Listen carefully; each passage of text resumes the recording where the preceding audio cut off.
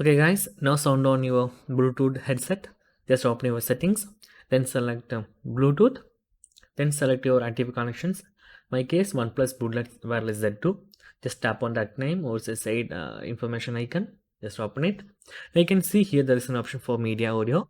If you turn on this one, you can hear all media sounds like songs, videos, Spotify, YouTube like applications. So you must turn on the media audio in your Bluetooth settings. Default it is turned on, but in case some error this one go to turned off, you must turn on to hear all media sounds in your uh, Bluetooth headset. So this is very simple tutorial. This is the reason how to fix that no sounds on your Bluetooth headset. Okay, that's guys very simple tutorial. If you need any kind of Android or iPhone tutorial, just comment below. I will post my replays as videos so you can easily watch and understand it.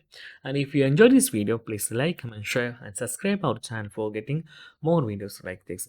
Thank you so much for watching. Have a nice day. Bye bye.